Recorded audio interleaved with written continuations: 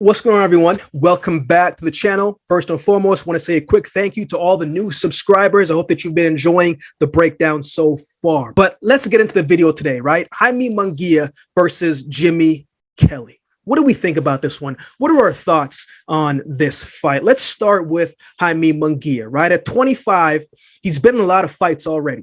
39 fights, which means he's active and stays in the gym. And as a young fighter, this is the best way for an athlete when they're young is to develop inside of the ring, right in front of pressure, right in front of competition, right? One of the things he's developed the most that I've seen from watching him, right, is his head movement and his upper body movement. At the beginning of his career, in probably 20, 25 fights in, he was a little stiff, but now he's more fluid, right? Now he's moving his head a lot more. Now he's getting out of the way. He's getting better defensively. Great sign. We already know Munguia is a big puncher.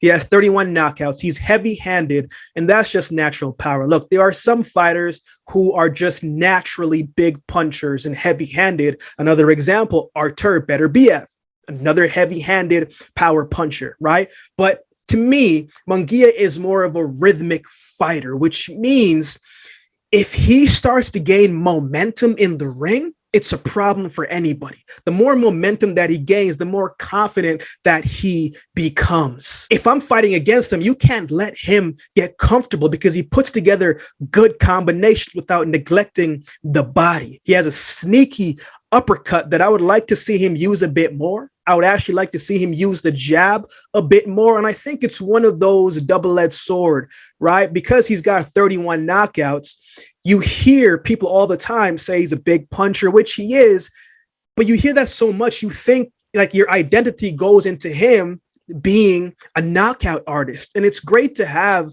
that inside of your bag that you can use to get you out of trouble and to scare people, right?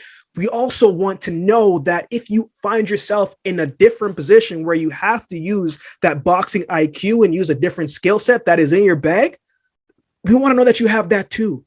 And I thought he showed that against Gabe Rosado. Now, when you look at Gabe Rosado, you see his record and the losses, and you think to yourself, wow, this isn't a good fighter, but that's not the case. Gabe Rosado tested Munguia both physically, but mentally as well, too, because Munguia took a lot of shots that fight. Now, he won that fight comfortably, right? He did a lot of good things, but he responded in a way how a great fighter should. He didn't back down. He kept coming forward. He made some adjustments and he found a way to win convincingly. But we also saw a different side of Munguia, right, that he needed to work through in order to win that fight. I like Munguia. He's a great talent with more room to grow and to improve. Now let's go over to Jimmy Kelly. I got to be honest, I haven't heard much of Jimmy Kelly before. So as I did some digging, he has on paper a good professional record, 26 wins, 2 losses, and one of his losses coming from his fight against Liam Smith, who also fought Munguia.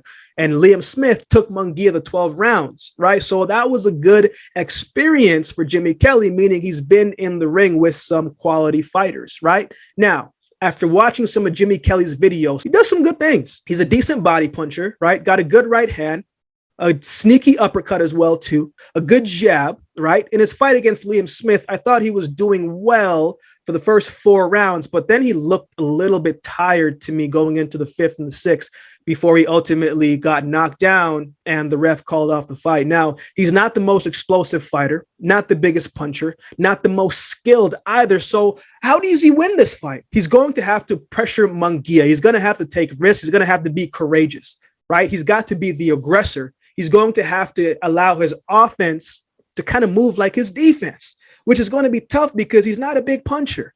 He doesn't throw a lot of volume, doesn't do a heavy work rate.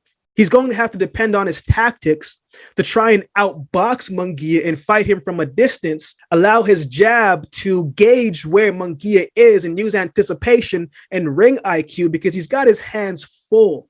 Because Munguia is already the bigger guy in this fight, and you know he is going to come forward. I think Munguia is going to have his way with Jimmy Kelly. Munguia, to me, is just a better all-around fighter across the board.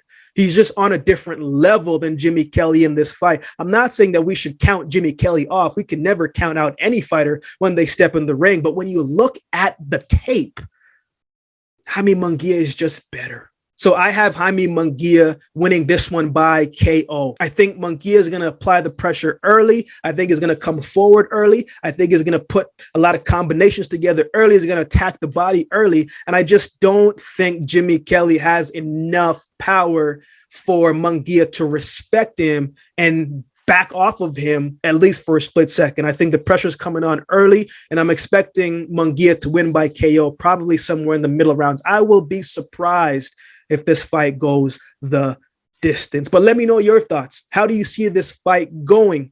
Who do you have winning this one? Let me know in the comments below. If you've been watching this long, then do me a huge favor and subscribe to the channel. We're trying to grow the channel, and I need your help by subscribing and sharing the channel as well.